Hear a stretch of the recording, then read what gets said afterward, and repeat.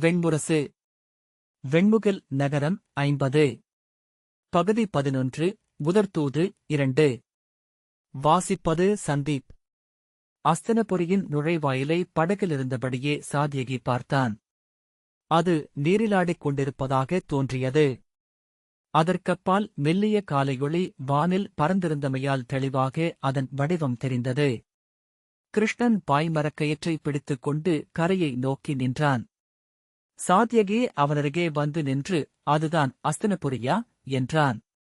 இல்லை, நகரத்திற்கு மேலும் 3 நாழிகை நேரம் சாலை வழியாக செல்ல வேண்டும் என்றான் கிருஷ்ணன். சாத்யகி, பெரிய தோரண வாயிலாகத்தான் கட்டப்பட்டபோது கருதப்பட்டிருக்கும் என்றான். கிருஷ்ணன், ஆம், மாமன்னர் குருவால் மரத்தால் அமைக்கப்பட்டது அது. பின்னர் பிரதீபரால் கல்லில் சமைக்கப்பட்டது. அமுதவாயில் என அதை சூதர்கள் சொல்வதுண்டு என்றான். அந்தப் பெருவாயிலின் முகப்பிலிருந்த அமுதகலசத்தை சாத்யகி அப்போதுதான் பார்த்தான். ஒரே கணத்தில் கேட்டிருந்த அத்தனை கதைகளும் நினைவிலெழும் பேருவகையை அடைந்தான். படகுத்துறை புதிதாக விரிவாக்கப்பட்டிருந்தது. மரத்திற்கு மாற்றாக கற்களை செதுக்கி அடுக்கி கட்டப்பட்டிருந்த துறைமேடையில் படகுகளின் விசை தாங்கும் சுருள் மூங்கில்கள் செறிந்திருந்தன. அங்கு 12 படகுகள் பாய்ச்சுருக்கி நின்றிருந்தன. அவற்றில் பலவற்றில் பீதர் நாட்டு பளிங்குக்கல விளக்குகள் அப்போதும் அணைக்கப்படவில்லை. 4 படகுகளில் இருந்து சுமைகள் இறக்கப்பட்டுக் கொண்டிருந்தன.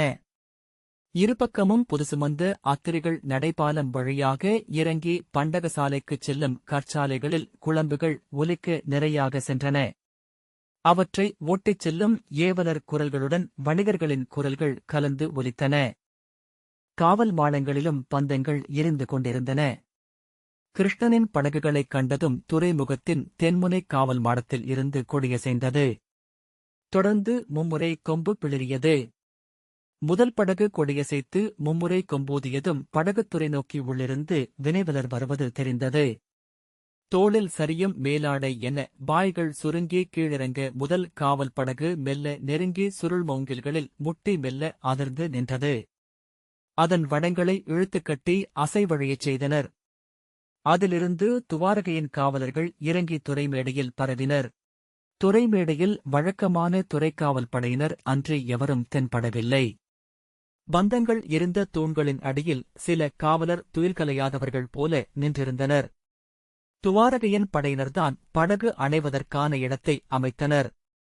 கிருஷ்ணனின் அணிப்படகு துறைமேடையை அணுகியதும் அதன் பாய்கள் நடன விரல்கள் என நுட்பமாக திரும்பிக் கொண்டு எதிர்காற்று விசையை அமைத்து விரைவழிந்தது.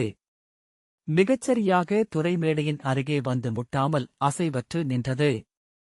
துறைக்காவலர் திகைப்புடன் அதன் பாய்களையும் கலவிளிம்பையும் வந்து நோக்கினர். நடைபாலம் நீட்டப்பட்டபோது அப்பாலிருந்த துறைக்காவலன், யாதவரே, சற்று பொறுங்கள். அமைச்சர் கனகர் தங்களை வரவேற்க வந்துள்ளார் என்றான். கிருஷ்ணன் புன்னகையுடன் தலையசைத்தான். அமைச்சரா? நம்மை வரவேற்க அரசகுலத்தவர் எவரும் இல்லையா என்றான் சாத்யகி. கிருஷ்ணன் புன்னகையுடன், அதற்குள் காட்டுக்குள் கன்று மேய்த்த யாதவனை கடந்து வந்துவிட்டீர், நன்று என்றான். சாத்யகி, அதை புரிந்து கொள்ள இச்சில நாட்களே போதுமானவை அரசே என்றான். கிருஷ்ணன், அமைச்சர் வருகை நமக்கு சொல்வது ஒன்றே. இது அரச முறைப்பயணம் அல்ல, வெறும் அரசியல் தூது என்றான். கனகர் அரண்மனை நிலையமைச்சருக்குரிய பொற்குறி சூடிய தலைப்பாகையையும் பொன்னூல் பின்னல் செய்த பட்டுச்சால்வையையும் அணிந்தவராக கையில் பொற்கோலுடன் சுங்க மாளிகையில் இருந்து நடந்து வருவது தெரிந்தது. அவருக்கு முன்னால் அஸ்தினபுரியின் அமுதகலக் கொடியை ஏந்திய கொடிக்காவலன் வந்தான். முகப்பில் முழவுகளும் கொம்புகளும் சங்கும் மணியும் ஒலிக்க 7 இசைச்சூதர் மங்கல ஒலி எழுப்பி வந்தனர். கனகருக்குப் பின்னால் 7 மங்கல தாளங்களை ஏந்திய ஏவலர் வந்தனர். அவர்கள் நீண்ட கற்பாதை வழியாக வந்து அத்திரிப்பாதையை கடந்து துறைமேடையில் ஏறி நின்ற பின்னர் துறைக்காவலன் கையசைத்தான். கிருஷ்ணனின் படகிலிருந்து கொடிகள் வீசப்பட்டன. முரசுகளும் கொம்புகளும் ஒலித்தன. துவாரகையின் கருடக்கொடியுடன் ஒரு காவலன் முன்னால் இறங்கிச் செல்ல 7 இசைச்சுதர்கள் மங்கல இசையுடன் தொடர்ந்தனர். சாத்யகி சற்று தயங்கி, மூத்தவர் இன்னமும் சித்தமாகவில்லை அரசே என்றான். அதற்குள் சிற்றறையில் இருந்து பலராமர் எந்த அணிகலன்களும் இல்லாமல் பட்டுச்சால்வையை அள்ளி தோளில் போட்டபடி துயில் கலையாத கண்களுடன் வந்து கிருஷ்ணன் அருகே நின்றார். அஸ்தினபுரி இத்தனை விரைவில் வந்துவிட்டதா என்று கைகளை தூக்கி சோம்பல் முறித்து, நீ எழுந்ததுமே என்னை அழைத்திருக்க வேண்டும் என்றார். நீங்கள் நேற்று வழியிலேயே படகுகளை அவிழ்த்துவிட்டு மாமரச் சோலையில் இறங்கி அமர்ந்து ஏவலருடனும் காவலருடனும் சேர்ந்து மதுவருந்தினீர்கள். நெடுநேரம் குகர்களுடன் இணைந்து துடுப்பும் வலித்தீர்கள் என்றான் கிருஷ்ணன். ஆம், அரிய இரவு. விண்மீன்கள் மிக அருகே இருந்தன என்றார் பலராமர். அவன் யார்? ஏன் இவன் கொடியை ஆட்டுகிறான் என்று கொட்டாவியுடன் கேட்டார். அஸ்தினபுரியின் அமைச்சர். நம்மை வரவேற்க வந்திருக்கிறார். பலராமர் முகம் மலர்ந்து, நன்று. அமைச்சரையே அனுப்பி வரவேற்கிறார்களா? அப்படியென்றால் அனைத்தும் எளிதில் முடிந்துவிடும் என்றார். கிருஷ்ணன் புன்னகையுடன், இறங்குவோம் மூத்தவரே என்றான். நடைபாலம் வழியாக அவர்கள் இறங்கியபோது துவாரகையின் வீரர்களும் கரையில் நின்றிருந்த துறைக்காவலர்களும் உரக்க வாழ்த்தொலி எழுப்பினர். பலராமர், அஸ்தினபுரிக்கு நான் வரும்போதெல்லாம் சினத்துடன் மட்டுமே வந்திருக்கிறேன். இம்முறை அப்படி அல்ல என்றார். சினம் கொள்ளும் தருணங்கள் இனி வரலாமே என்றான் கிருஷ்ணன். சினம் கொள்வதை தாங்களும் விரும்புவீர்கள் அல்லவா? பலராமர் உரக்க நகைத்து, ஆம், நான் முந்து சினம் கொண்டவன் என்கிறார்கள் மூடர்கள் என்றார். நான் எப்போதும் உரிய முறையிலேயே சினம் கொள்கிறேன். சினம் கொள்ளாமலிருக்க நானென்ன மூடனா? அஸ்தினபுரியின் கொடிவீரன் முன்னால் வந்து கொடிதாழ்த்தி அவர்களை வரவேற்றான். கனகர் தலைவணங்கி அஸ்தினபுரி யாதவகுலத்து இளந்தலைவர்களை வரவேற்கிறது. முன்பு தங்கள் தந்தையாகிய சூரசேனர் இந்நகரத்திற்கு குலமுறை வருகை தந்திருக்கிறார். அவரது நலமறிய அஸ்தினபுரி விழைகிறது என்றார். சூரசேனர் மதுவனத்தில் நலமாக இருக்கிறார். அஸ்தினபுரியின் பேரரசரையும் அரசியையும் நலம் வழுத்த துவாரகை பேரரசு விழைகிறது என்றான் கிருஷ்ணன். விழிகளில் எந்த மாறுதலும் இல்லாமல் கனகர் நலமே என்றபின் திரும்பி அஸ்தினபுரியின் பெருங்குலத்தவரின் 7 மங்கலங்களான யானை தந்தம், கூழாங்கல், கங்கை நீர், சுடர், பொன், மணி, நெல் ஆகியவை கொண்ட அணித்தாலம் ஒன்றை வாங்கி கிருஷ்ணனிடம் அளித்தார். கிருஷ்ணன் தன் ஏவலரிடமிருந்து யாதவ குலமங்கலங்களான பால், நெய், சாணி, சுடர், மலர், யமுனை நீர் ஆகியவற்றுடன் பொன், மணி, குருவாள் ஆகியவை கொண்ட அணித்தாலம் ஒன்றை வாங்கி கனகரிடம் அளித்தான். மங்கல இசை ஓங்கி எழுந்து அமைந்தது. தாங்கள் செல்வதற்கு அஸ்தினபுரியின் தேர்கள் சித்தமாக உள்ளன என்றார் கனகர். நாங்கள் எங்கள் தேர்களை கொண்டு வந்துள்ளோம் அமைச்சரே என்றான் கிருஷ்ணன். இது அரச முறைப்பயணம் அல்ல என்பதனால் நகர்வலம் தேவையில்லை என்பது பேரமைச்சர் எண்ணம் என்று கனகர் சொன்னார். மேலும் தங்கள் வருகை அரசு சூழல் சார்ந்தது. அது மக்களால் அறியப்பட வேண்டுமா என்பதும் அமைச்சரின் ஐயம். கிருஷ்ணன், எப்படியானாலும் நாங்கள் அஸ்தினபுரியின் கிழக்கு வாயில் வழியாகத்தானே செல்ல முடியும்? அரசப்பெரு வீதிகளை தவிர்க்கவும் முடியாது. அணித்தேர்களில் செல்வதனால் அறியப்படும் மந்தனம் ஏதுமில்லை என்றான். கனகர், அவ்வாறெனில் ஆகுக என்றார். நடைபாதையில் செல்லும்போது சற்று தொலைவில் கங்கையின் ஓரமாக அமைக்கப்பட்டிருந்த சிற்றாலயங்களை கிருஷ்ணன் நோக்கினான். முந்தைய மழைக்காலத்தில் கல்மேல் படர்ந்த பசும்பாசிப் படலம் கருகி முடிப்பரவல் போல தெரிய அவை மேலே எழுந்த ஆலமரத்தின் சருகுகள் பொழிந்து மூடியிருக்க தனித்து நின்றிருந்தன. அம்பை ஆலயத்தின் உள்ளே சிற்றகலின் தனிச்சுடர் அசைந்தது. செம்பட்டாடை சுற்றி வெள்ளியால் ஆன விழிகளும் செவ்விதழ்களுமாக பலிபீடத்திற்கு அப்பால் அம்பாதேவி அமர்ந்திருந்தாள். மறுபக்கம் மேலும் சிறிய ஆலயத்தில் தொழுத கைகளுடன் நிருதனின் சிறிய சிலை. அங்கும் சிறிய விளக்குகள் எரிந்தன.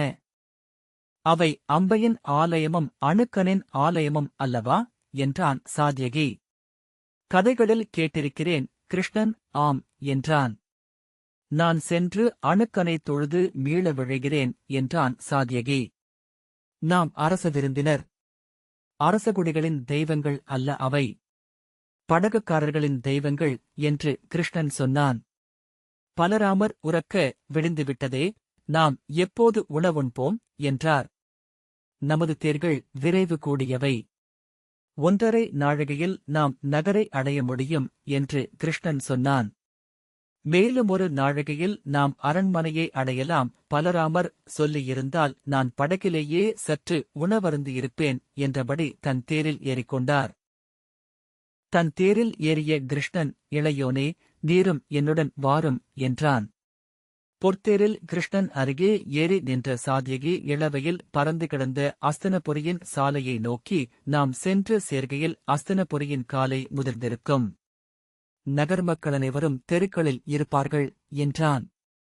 ஆம், அவர்களின் தேரில் சென்றால் உச்சிவையில் எழுந்த பின்னர்தான் செல்வோம் என்றான் கிருஷ்ணன். சாத்யகி, நாம் நேற்றிரவே வந்திருக்கலாம். மூத்தவரை மாமரச்சோலையில் இறங்கத் தூண்டியதே தாங்கள்தான். அது ஏன் என இப்போது தெரிகிறது என்றான். அஸ்தினபுரியின் சாலை கருங்கற்பாளங்களால் அமைக்கப்பட்டிருந்தது. அதன்மேல் துடிதாளமென குளம்புகள் ஒலிக்க கிருஷ்ணனின் தேர் விரைந்தது. அதைத் தொடர துவாரகையின் தனிப்புறவைக் காவலர்களாலேயே முடியவில்லை.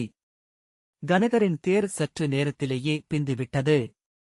வெயிலில் தேர்கள் எழுப்பிய புழுதி பொர்த்தரையென சுருண்டது. சாலையோரக் காடுகளுக்குள் குளம்பொலி எதிரொலித்தது. சாலையைக் கடந்த மான் ஒன்று அம்பு போல துள்ளி மறைந்தது. கிழக்கு கோட்டை வாயிலின் நிழல் வெண்ணிற நடைவிரிப்பு போல நீண்டு கிடந்த சாலையினூடாக அவர்களின் தேர்கள் சென்றன. அவர்களை நெடுந்தொலைவிலேயே கண்டுவிட்ட காவல் கோபுரத்து பெருமுரசம் முழங்கியது. கொம்புகளும் சங்குகளும் ஒலித்தன. கோட்டைக் காவலன் தன் வீரர்களுடன் வந்து வாயிலில் நின்றிருந்தான். வாயிலில் விரைவை குறைக்காமல் கோட்டைக்குள் சென்றனர். பொன்வண்டு போல ரீங்கரித்தபடி பறந்து உள்ளே நுழைவதாக சாத்யகிக்கு தோன்றியது. அவர்களைக் கண்டு வாழ்த்தாழ்த்திய கோட்டைக் காவலனும் படையும் புழுதியால் மூடப்பட்டனர். அவர்களைக் கடந்து தேர்களும் புறவிகளும் சென்று கொண்டே இருந்தன. புழுதி விலகிய போது தொலைவில் பிற தேர்கள் வருவதற்கான அறிவிப்புடன் எரியம்பு எழுவது தெரிந்தது. அவன் கோட்டை மேல் ஏறிச் சென்று முரசுகளை முழங்கச் செய்து திரும்பி பார்த்தான். பொற்பொழுதி சுருண்டு சிறகுகள் போல தெரிய பறப்பது போல கிருஷ்ணனின் பொற்தேர் அஸ்தினபுரியின் மைய அரசசாலையில் சென்றது. அதற்குப் பின்னால் வெள்ளியாலான பலராமனின் தேர் தெரிந்தது. கோட்டைக்குள் நுழைந்ததுமே கிருஷ்ணன் தேரின் விரைவை குறைத்தான். முதலில் தேரைப் பார்த்தவர்கள் அதன் பொன்னிறத்தால் திகைப்புண்டு சிந்தை ஓடாமல் நின்று பின், யாதவன், இளைய யாதவன், துவாரகை மன்னன் என்று கூச்சலிட்டனர். சில கணங்களில் சாலையின் இருபக்கமும் அஸ்தினபுரியின் மக்கள் கூடி நெறித்து எம்பி துள்ளி குதித்து கூச்சலிட்டனர். யாதவர் வாழ்க! துவாரகை தலைவன் வாழ்க! வெற்றித் தலைவன் வாழ்க! என்ற ஒலிகள் எழுந்தோறும் மாளிகைகளில் இருந்தும் அங்காடிகளில் இருந்தும் மக்கள் சாலைகளை நோக்கி ஓடி வந்தனர். சாலையோரங்களில் முகங்கள் பெருகி நெறிந்தன. இல்லங்களின் அறைகளுக்குள் இருந்து பெண்கள் குழந்தைகளுடன் பாய்ந்து வந்து ஒப்பரிகைகளில் நிறைந்தனர். குழந்தைகள் கூவியார்த்தபடி தெருக்களுக்கு ஓடி வந்தன. வாழ்த்தொலிகள் பெருக பெருக அவை கரைந்து ஒற்றைப் பெருமுழக்கமாக ஆயின. தலைப்பாகைகளையும் மேலாடைகளையும் தூக்கி வீசி துள்ளிக் குதித்தனர். களிவெறி கொண்ட முகங்களை சாத்யகி நோக்கியபடியே வந்தான். ஒவ்வொன்றும் வெறித்த விழிகளும் திறந்த வாயுமாக கந்தர்வர்களைப் போலிருந்தன. மேலும் செல்லச் செல்ல செய்தி பரவி பெண்கள் குத்துவிளக்குகளை ஏற்றி வாயிலுக்கு கொண்டு வந்துவிட்டனர். இல்லங்களின் பூசையறைகளில் இருந்து தெய்வங்கள் சூடிய மலர் மாலைகளை பீத்து எடுத்துக் கொண்டு வந்து மலர்களாக ஆக்கி ஒப்பரிகைகளிலிருந்து அவன் மேல் வீசினார்கள். சாலையோர ஆலயக் கருவறைகளுக்குள் புகுந்த சிலர் அங்கே தெய்வங்களுக்கு சூட்டப்பட்டிருந்த மாலைகளை அள்ளி மலர்களாக ஆக்கிக் கொண்டு வந்து வீசினர். சாலைகளில் பூத்து நின்ற மரங்கள் மேல் ஏறி உலுக்கி மலர் உதிரச் செய்தனர். முதலில் களிவெறி கொண்டவர்கள் யாதவர்கள் என்பதை சாத்யகி பார்வையிலேயே புரிந்து கொண்டான். ஆனால் பின்னர் அத்தனை பேருக்கும் அந்த அக எழுச்சி பரவியது. தொடக்கத்தில் திகைத்தவர்கள் போல நோக்கி நின்ற காவலர்களும் க்ஷத்திரியர்களும் கூட பின்னர் முகம் மலர்ந்து படைக்கலங்களை தூக்கி வாழ்த்து கூவத் தொடங்கினர். அவன் பொற்தேரில் வராமலிருந்தால் அந்த வரவேற்பு இருக்குமா என்று எண்ணிய சாத்யகி அந்த எண்ணத்தை உடனே கடிந்து விலக்கினான். ஆனால் மீண்டும் அந்த பொற்தேர் ஒரு பெரிய அறிவிப்பாக பதாகையாக விளங்குவதாகவே தோன்றியது அவனுக்கு. கிருஷ்ணன் தன் மேல் விழுந்த மலர்களை எடுத்து திரும்ப பெண்களை நோக்கி வீசினான். அவர்கள் நாணமும் உவகையுமாக கூச்சலிட்டனர். ஒரு கணத்தில் தன் சக்கரத்தை எடுத்து வீசினான். அது வெள்ளை மின்னலென சென்று மேலேறி அங்கே நின்றிருந்த இளம்பெண் ஒருத்தியின் கூந்தலில் இருந்த மலரைக் கொய்து அவனிடம் திரும்பி வந்தது. பெண்கள் கூச்சலிட்டு துள்ளிக் குதித்தனர். மீண்டும் மீண்டும் என்றனர். மீண்டும் சக்கரம் சென்று ஒருத்தியின் மேலாடை நுனியை வெட்டிக் கொண்டு வந்தது. சிறுவர்கள் கைநீட்டி கூச்சலிட்டு துள்ளிக் குதிக்க ஒரு சிறுவனின் தலைமயிரை கொய்து வந்தது. சாத்யகி உடல் கூச சற்றே பின்னகர்ந்தான். அது நாணிலாமை என்றே அவனுக்குத் தோன்றியது. அத்தனை வெளிப்படையாக பெருவீதியில் நின்று பெண்களுடன் குலவுகிறான். அவர்களுக்காக கழைக்கூத்தாடி போல் வித்தை காட்டுகிறான். முதிரா சிறுவனைப் போல் விளையாடுகிறான். ஆனால் அப்படி நாணத்தை இழந்த ஆண்களைத்தான் பெண்கள் விரும்புகிறார்கள் போல. ஆனால் அதுவும் உண்மை அல்ல. நாணிலாதவனை குலப்பெண்கள் அருவருக்கிறார்கள். அந்த அருவருப்பு எழாமல் நாணத்தை இழக்க முடிந்தவன் அவர்களின் அரசன். சாத்யகி அவ்வெண்ணங்களை நோக்கி புன்னகை செய்து கொண்டான். அவன் பெண்முகங்களையே நோக்கிக் கொண்டு சென்றான். நாணிலாதவையாகவே அவையும் இருந்தன. சிவந்த விழிகள், குருதி கொப்பளித்து துடித்த முகங்கள், செவ்விதழ்கள் நீர்கொண்டு மலர்ந்திருந்தன. கைகள் வீசி அலையடித்தன. முலைக்கச்சைகள் நெகிழ்ந்து மெந்தசை விளிம்புகள் ததும்பின. அங்கே பிற ஆண்களென எவருமில்லாதது போல. அவனுடன் ஒவ்வொருவரும் தனித்திருப்பது போல. பெண்களின் நாணமென்பது ஓர் ஆடை. ஆடை என்பது கழற்றப்படுகையில் மேலும் பொருள் கொள்வது. என்ன வீண் எண்ணங்கள் இவை! பாரத வருஷம் முழுக்க பெண்களின் அகக்காதலனாக ஒருவன் ஆனதெப்படி? வெற்றி எனலாம், கல்வி எனலாம், நிகரற்ற கலைத்திறன் எனலாம், சூதர் சொற்கள் எனலாம். அவற்றுக்கும் அப்பால் உள்ளது பிறிதொன்று. இக்கருமணி ஒளியுடல், இந்த நீள்முகம், குழந்தையுடையவை போன்ற நீலச்சுடர் விழிகள், வாடாமலரெனும் புன்னகை. அவற்றுக்கு அப்பால் ஒன்று. இதோ என்னருகே நிற்பவனுக்கு வயதாவதே இல்லை. இவன் முதிரா சிறுவன். அனைத்தறிந்தும் ஒன்றுமறியாதவனாகும் கலையறிந்தவன். அன்னையரும் கன்னியரும் சிறுமியரும் விழையும் தோழன். இதோ அத்தனை முதிரா சிறுவர்களும் அவனை தங்களில் ஒருவராகவே காண்கிறார்கள். அந்த அகழ்ச்சி சற்றே அணைந்தபோது சாத்யகி மேலும் தெளிவான சொல்முறையடுக்கை அடைந்தான். இளமையிலேயே சூதர் பாடலெனும் யானை மேல் ஏறிக்கொண்டவன். கம்சரைக் கொன்று மதுராவை அவன் வென்றது ஒரு பெரிய தொடக்கம். அதன்பின் அவனுக்கும் ராதைக்குமான கதைகள் பெருக்கெடுத்தன. இளவேனிலும் இளங்குளிரும் வாழும் நறுமணமல் சோலை. நிலவு, விழியொளி, குழலிசை. அழியாக் காதலன் ஒருவன். அவன் இசையையும் இதழ்மலர்ந்த நகைப்பையும் கேட்டு பிச்சியான பேரழகி ஒருத்தி. பாடிப்பாடியே மண்ணில் வாழும் காமனாக இசையுருவான கந்தர்வனாக அவனை ஆக்கிவிட்டனர் சூதர். இனி அவன் சக்கரம் இலக்கு பிழைக்க முடியாது. இனி அவன் பொருளில்லாத சொற்களை சொல்ல முடியாது. இனி எங்கும் அவன் தோற்க முடியாது. அணுவணுவாகவே தேர் முன்னகர முடிந்தது. இருபக்கமிருந்தும் தேருக்கு முன்னால் மக்கள் பிதுங்கி வந்து விழுந்து கொண்டிருந்தனர். காவலர் அவர்களை அள்ளி விலக்கி வழியமைத்தனர். அரண்மனை முகப்பை அவர்கள் அடைந்தபோது அவர்களுக்குப் பின்னால் திரண்ட மக்கள் நிறை கிழக்கு கோட்டை வரை நீண்டிருந்தது. வாழ்த்தொலிகளின் பெருமுழக்கம் எழுந்து அலையலையாக சூழ்ந்திருக்க அரண்மனை முகப்பின் காவல் மாடத்தின் பெருமுரச ஒலி அதில் மூழ்கி மறைந்தது. உள்கோட்டை வாயிலில் காவலர்கள் இருபக்கமும் நிறைவகுத்து நின்று வாழ்த்தாழ்த்தி வணங்கினர். முகப்பில் நின்ற காவலர் தலைவன், அரசே, மீண்டும் தங்களருகே நிற்கும் பேறு பெற்றேன் என்றான்.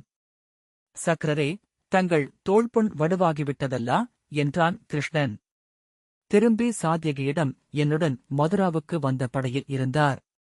நாங்கள் தட்சிண கூர்சரத்தை சேர்ந்து தாக்கினோம் என்றான். சக்கரன், நான் அங்கே புண்பட்டேன். அதை பதக்கமாக என் தோளில் அணிந்திருக்கிறேன் என்றான். அரசே, போர் என்றால் என்ன என்று அன்று அறிந்தேன்.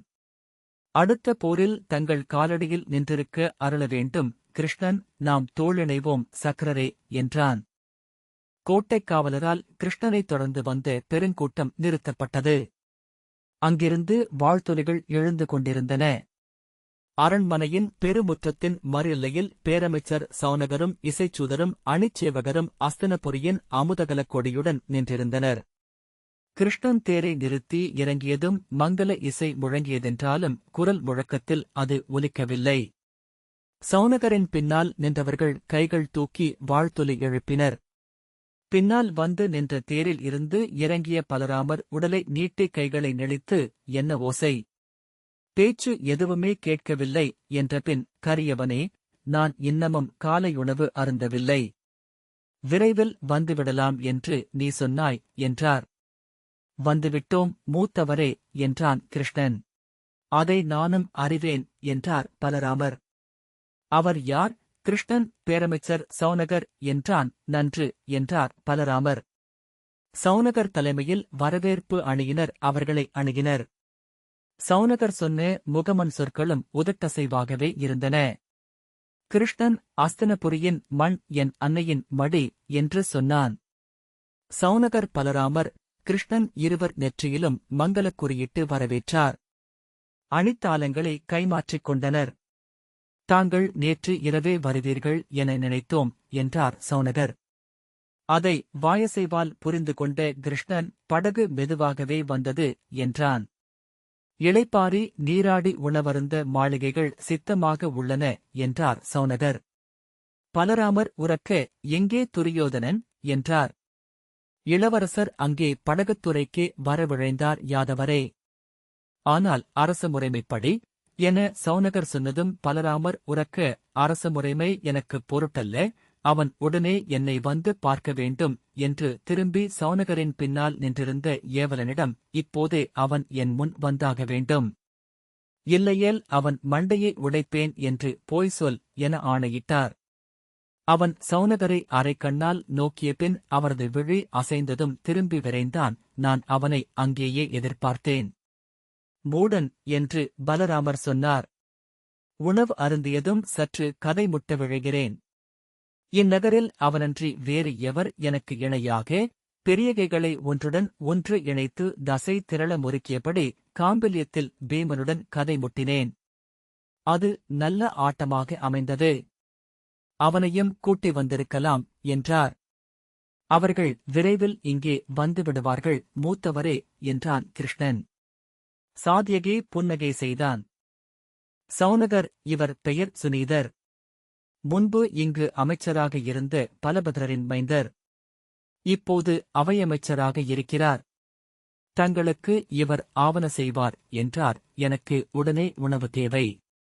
ஊனுணவை மட்டுமே நான் உண்பது என்று பலராமர் சொன்னார். காம்பில்யத்தின் உண்டாட்டை நான் தவறவிட்டு விட்டேன். பெரிய உண்டாட்டு. அவர்கள் ஊனுணவு சமைப்பதில் திறம் கொண்டவர்கள். இங்கு உண்டாட்டு உண்டல்லவா? சுனீதர், ஆம், உண்டு யாதவரே, வருக என்றார். அவர்கள் அரண்மனையின் இடைநாழி வழியாக அழைத்துச் செல்லப்பட்டனர். என்னுடன் வந்துள்ள தேர்களை ஒருங்கு செய்யுங்கள். அவற்றில் நான் அரசருக்கு கொண்டு வந்திருக்கும் பரிசில்கள் உள்ளன என்றான் கிருஷ்ணன். மதுராவிலிருந்து நான் கொண்டு வந்தவை அவை. உங்கள் பேரரசரே திகைக்கும் அரும்பொருட்கள் என்று பலராமர் உரக்க சொன்னார். இன்று துவாரகைக்கு வரும் பொருட்களை பாரத வருஷத்தில் எங்கும் காண முடியாது அமைச்சரே. சாத்யகி உடல் பதறினான். பலராமரை தடுத்து பின்னால் அழைக்க விரும்பினான். ஆனால் கிருஷ்ணன் அவரை ஊக்குவிப்பது போல தோன்றியது. உங்கள் அஸ்தினபுரிக்கு ஒரு விலை சொல்லுவீர்கள் என்றால் யாதவர்கள் வாங்கிக் கொள்கிறோம் என்றபின் கைகளை தட்டிக் கொண்டு பலராமர் உரக்க சிரித்தார்.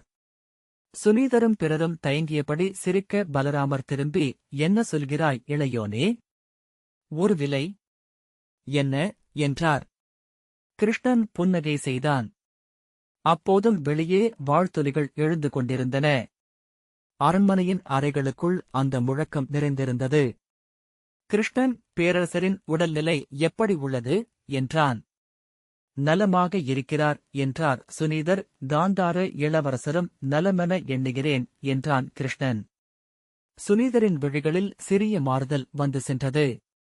அவருக்கும் ஓர் அரிய பரிசை வைத்திருக்கிறேன். அவரை நான் இன்று பின்மதியம் பார்க்க விழைகிறேன். சுனீதர் தயங்கி, மாலையில் அரசருடன் முகம் காட்டல். சிற்றவையில் சந்திக்கலாமென அமைச்சரின் ஆணை என்றார். ஆம், அதற்கு முன் நான் காந்தாரரை சந்திக்க வேண்டும். வெறும் முறைமை சந்திப்புதான் என்றான் கிருஷ்ணன். அவ்வண்ணமே என்றார் சுனீதர். நீ சென்று அந்த பாலைவன ஓநாயை சந்தித்துக்குள் இளையவனே. நான் என் மாணவன் உடல் எப்படி இருக்கிறது என்று பார்க்கிறேன் என்றார் பலராமர். கிருஷ்ணன் காந்தாரருக்கு செய்தி அனுப்பிவிடுங்கள் சுனீதரே என்றான். இந்த வாசிப்பை கேட்டதற்கு நன்றி.